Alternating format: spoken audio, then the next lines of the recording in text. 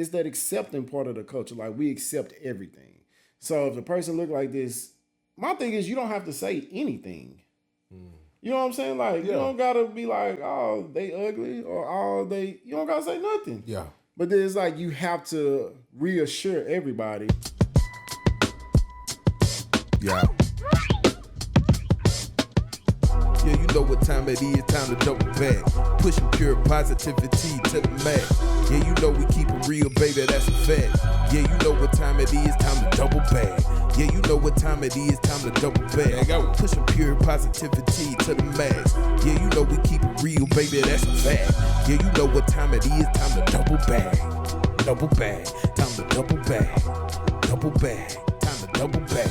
All right, good people, how y'all doing? I hope this is a great day for you. Welcome to the Double Back Podcast. It is your boy Big Nick. It's your boy Big Rod, aka Rod Mitch. Yeah. And we in the building today, man. We wanted to create this podcast because we believed that it was necessary for grown folk to have grown folk conversation Facts. about some things that we have been interested in. Today's conversation is, does pretty or ugly dictate how you live or engage this world? That's I think it's a interesting way of looking at things. I'm gonna stay out the way then. So it's one of those things where, man, we have a whole bunch of conversations amongst our friends group and amongst our brothers about culture, how culture impacts how most people engage each other in this life. And one of the things that I always wondered were some people, for one, okay, let's start here then, bro. How do you dictate if something is pretty or is not? Well, I guess that someone. I was about to say, I guess it depends. You know what I'm saying? Like, because that could be, I think we start off, you think about looks, right? Yeah.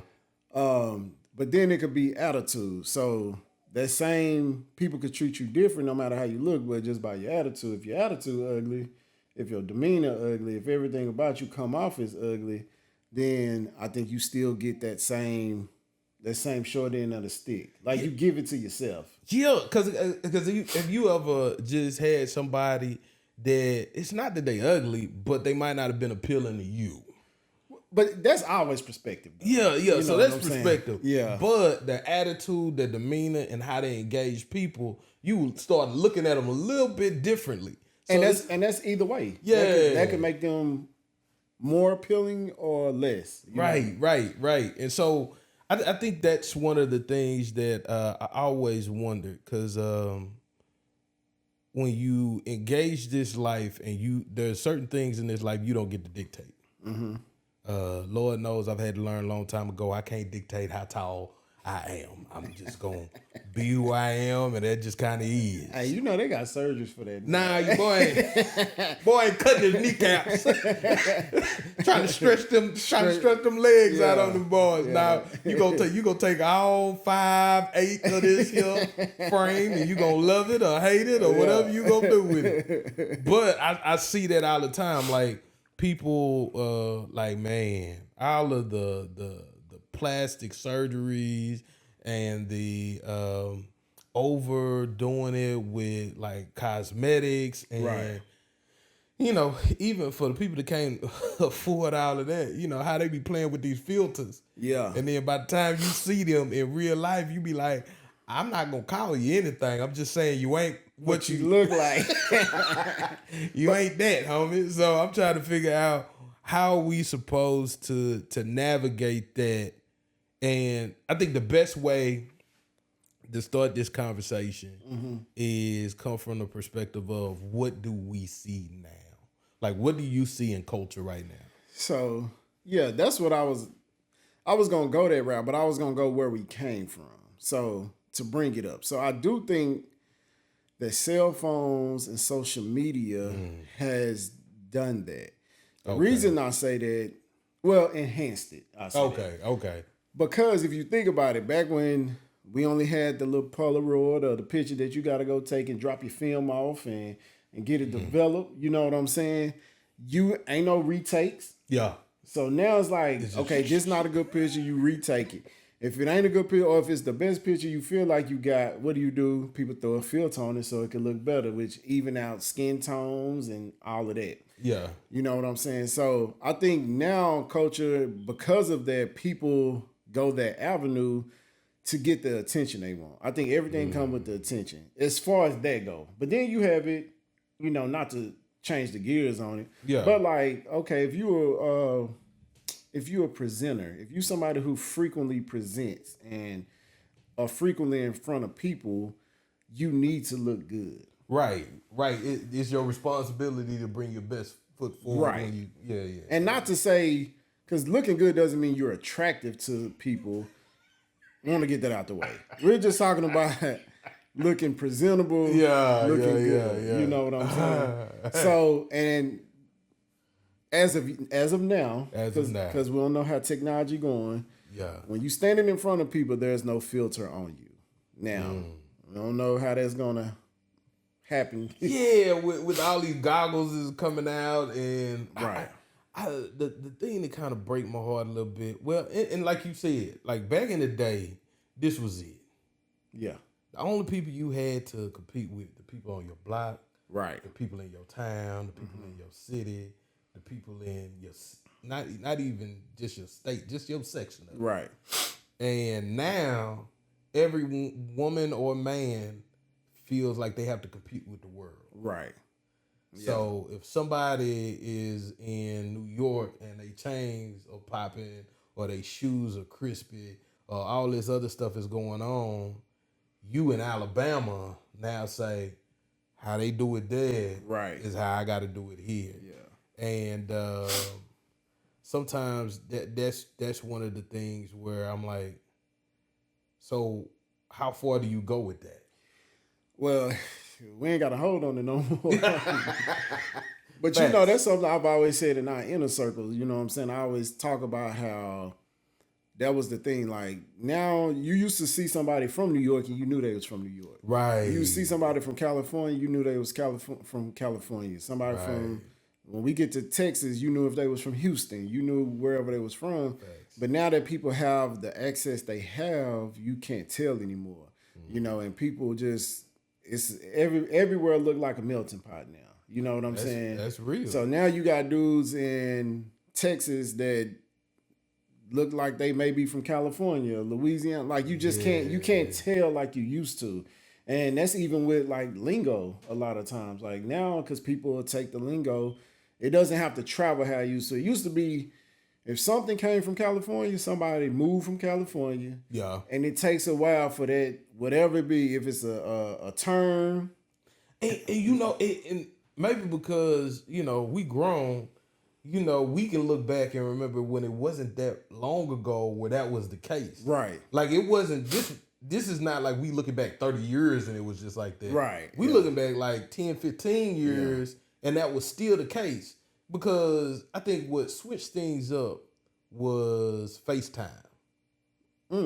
FaceTime switched things up because it put things in real time for a lot of people.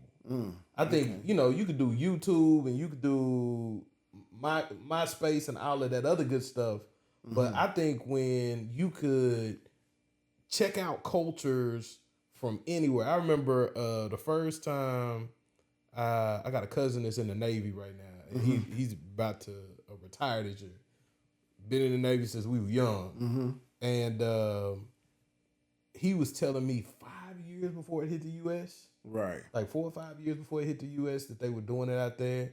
And I was just like, yeah. He was just like, and then, you know, if I got you, if y'all don't have it, but if I had you, then they would be able to see what you look like out there. And you could see them trying to mimic some of our culture out here, but it don't look the same. Right. Like, because he was mostly stationed in Asia. And sometimes he was stationed in the Middle East, but most of the time in Asia. Yeah. And then he was just like, man, they try to mimic culture and they try to do all of this, but I don't know if they have a.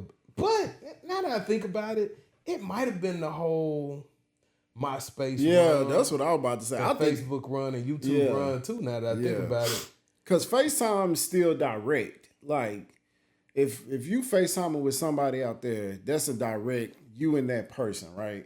But if I get on MySpace or if I get on Facebook, I'm reaching whoever following. And then when they did live, when they started going live, like when they created the feature to go live, not, you know what I'm saying, on those platforms, but MySpace was gone by the time people started going live. You know what? Tom fills it out. I didn't want no. I didn't. It's weird. We were doing music around that time, and I wanted no parts in Facebook when it first came out. I was on MySpace heavy. I had just figured out how to use MySpace. Yeah. So I just figured out how to kind of share and add friends. You got, I think it was like top 5 or 6 or something like that. That was MySpace. MySpace. Yeah. So when you had all of that, I just figured that out. I just found some following. I was good. And then they brought this whole new app out called Facebook. And I was just like, ain't nobody want to start all over again, man. I didn't like this in the first place. And I think, certainly as an artist, I think that's what hurt me the most is I hate to use the word hate. I dislike social media a lot. But this the thing, at that time, Facebook wasn't even for, like, it was only for college. Like, when it first came out, you had to be in college, you had to have a college email. Yeah. And they, like, your college had to do something through Facebook to submit your college, you know, the access to the emails. And then that's what it was. So it never, initially, it wasn't even a platform for music and things like that. You know what I'm saying? And see, I didn't even know about it at that time. Right. Yeah. But that's what I'm saying.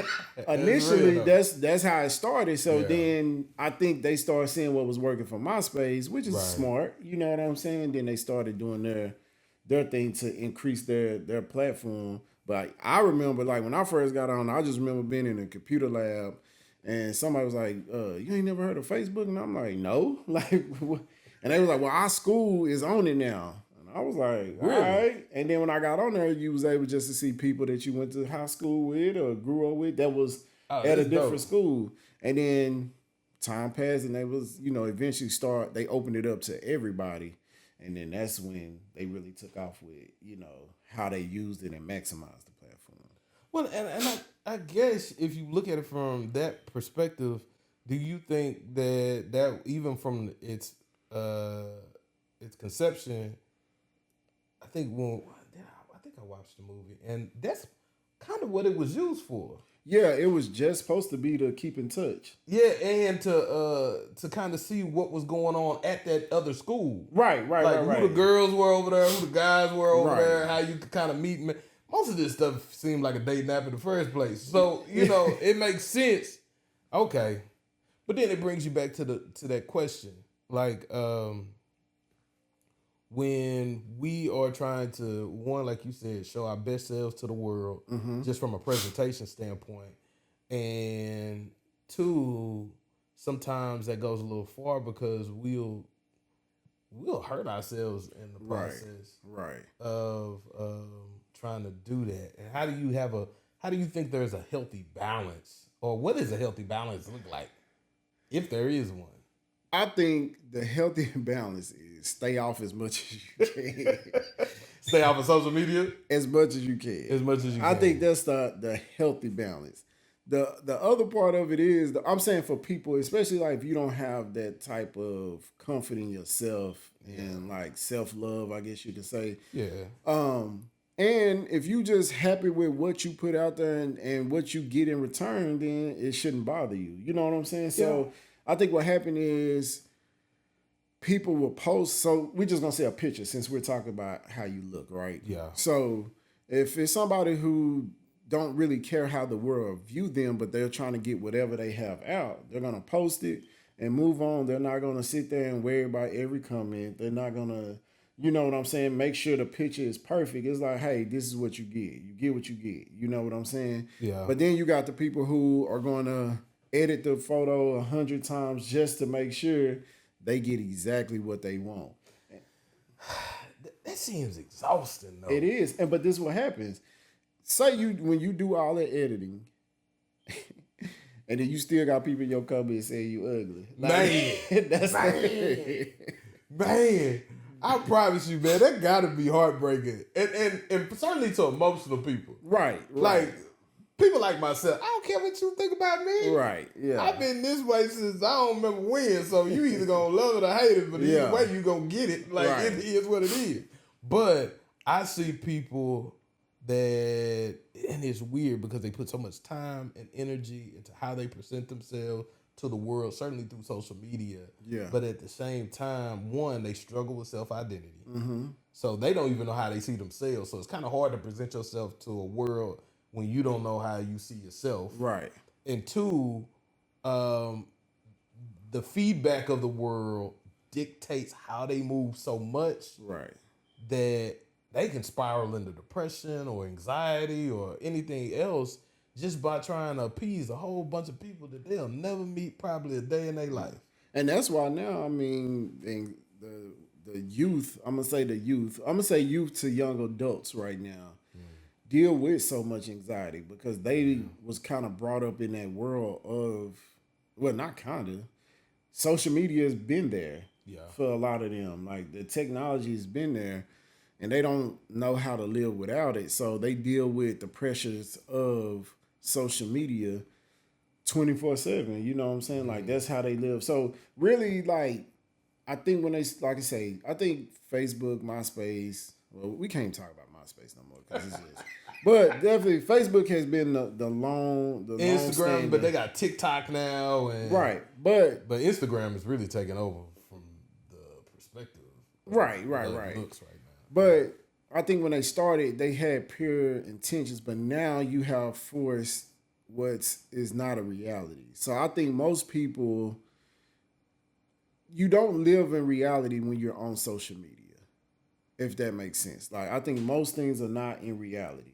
So now if somebody's going live and it's like, okay, here and there, it's like we got Smash the Topic. That's reality. That's reality, right? Because that's real life events that's going on. If somebody at a football game, blah, blah, blah, right? But I remember this. I'm gonna give you a quick story, right? We was out for a birthday party. I think it was one of my homeboys. It was his birthday party. And where we was at, we was early because we had to get there to get the section. This is years ago though, right? And it wasn't really nobody there. And I remember these girls was sitting down and a song came on and they instantly, like they was sitting there, they wasn't talking. They were just sitting there chilling, right? Like looking bored. Mad, I guess, because there wasn't that many people there at the time, right? Yeah. I can't remember what song it was, but whatever. A song came on and they instantly took out their phone and was, and like, and then once they was finished recording, they went right back to just. Back to. So that's not a reality, but somebody watching that was like, oh, y'all was lit. And they wasn't. And all. That was all of 5 seconds. That was it. So a lot of that stuff is not real. And then, like I say, people put their best. Most of the time on social media, you're going to put your best. Yeah. Then you got the people who want the attention for sympathy, so then you put that. But it's either going to be one of the two. And then, certainly in the comments section, I see a lot of projecting, too. It'd be funny, though. I know that's bad, but the comments be funny. I be like, man, sometimes people be going in on folk. I be like, that person ain't done nothing to you. Yeah. They don't even know we get anything. Yeah. But sometimes, what is it? You put yourself in stupid situations. Right. You gonna get talked about. But when and it's wrong. I'm gonna stop laughing. It's wrong. But when I see like somebody just genuinely on social media, I'm gonna share how I was cooking today. And I got this. And then you look and you be like, And it's almost like a trend right now. I'm just going to the comments. Yeah. I don't want to even be a part of what the foolishness is about to take place, but I know it's a comedy show. on the Cause comments. them comments gonna talk about that spot on your wall. Yeah. It's gonna be a roach. It could just be. Hey, they coming. They gonna talk about coming for you. everything. They gonna say you ain't put too much sugar or you did. Like they coming. So how does somebody that is trying to embrace culture not allow themselves and their beauty and their looks to be defined by culture? So I think, for one, you have to embrace culture in its reality, and that's why I was saying that about living in reality. You know what I'm saying, and being on social media, because I hate to say this, and they probably could go in on me on the comment, but the way our culture is built is not on reality. You know what I'm saying? So like, it's a lot that we do, how we respond, and I know we talking about just the look standpoint, right? Yeah. I think that's across, that's most cultures at this point. Yeah. For one, because everybody want to mimic our culture, but Real. That's yeah. However, but I think just to embrace our culture, because if we're going to talk about the culture in whole, right, you have to understand it in its reality, and you have to understand what's real and what's fake, and you have to be okay with that, I guess you could say, because a lot of it isn't real. So even with that, let's say you're dealing with the reality of, okay, it's hard to even have this conversation without defining terms. Pretty, handsome, good looking. Right. What is that? What does that mean? So Now, I remember we talked at the beginning about personality, right. but from a physical standpoint, what does that mean? Because everybody else gonna be like, nobody criminal pretty personality, even though I do. I think honestly, it's hard to define now. You know what I'm saying? And I think because of we also have it's like this accepting type thing, right? So people could get on there, and I think as long as you're put together, if I don't know how to make that sound, but like as long as you I just thought about it. I was just like, but you know, like as long as you're not sloppy with it, dirty, yeah, dirty looking, you know what I'm saying? I think yeah, somebody is going to find the beauty in it. The issue is, it's probably not going to be the masses. However, people can find their audience. I was and that's super real. I was watching something, and it was about marketing, and they were just talking about this whole viral thing of how everybody wants to go viral, Right. but people need to learn to go viral in their niche or in Right. where they trying to. And I think in the same way, the people that are saying, well, I believe that I'm beautiful. You are beautiful to the people that you were called to be beautiful to. Facts. Because just like if you would have caught it a few years ago, then you have everybody is going mostly towards this exotic look or this European look. Right. But currently it might be more of a natural look. Right. Or, Or a size thing. So like when people do the get ready with me, right? Yeah. So like it's a couple big dudes I follow because I'm watching them because I'm like, okay, I like how that fit on you. Yeah. Because I can't watch those 165 pound dude. We can't rock the same thing. We can't rock it. So I need to see somebody who look like me. Yeah. Put it on. So you got me as a viewer. You don't even got to worry about what nobody. If somebody been there like, oh, he fat. This ain't for you. Yeah. You know what I'm saying? Yeah. Go to the skinny dude and you ain't got to see that. I'm over there in the comments like, where you get that? Like, where you get that? Where you get them shorts from? Like, because it's for you. Yeah. If a chick wear makeup and she do a makeup tutorial, that's for all the women that do makeup. Yeah. You know what I'm saying? So that's their lane. But what happens is you had that big dude trying to do get ready with me video. and some skinny jeans, and Yeah, that ain't it. Now they roasting you. Yeah, and and I'm not saying that that's how it should be, but man, you know better. So with that being said, I wonder that then, like, well, I'm gonna say this: why you thinking from that standpoint, right? And I know we talk about appearance. However, people at the end of the day, it's all about character, right? Like, no matter at the end of the day, it's about your character, about how you respond. So, and I say that to say is like, have you ever seen? You have, and I know you have, but it's like, say you see like a mug shot, right? yeah, And they post it, and the mug shot go viral, and it's a pretty girl, lady, woman, whatever, right? And then in the comments, you'll see, "You too pretty for that. You too pretty for that." yeah, And then same thing when kids, when they're younger, they be like, "Oh no, you're too pretty to do that." yeah.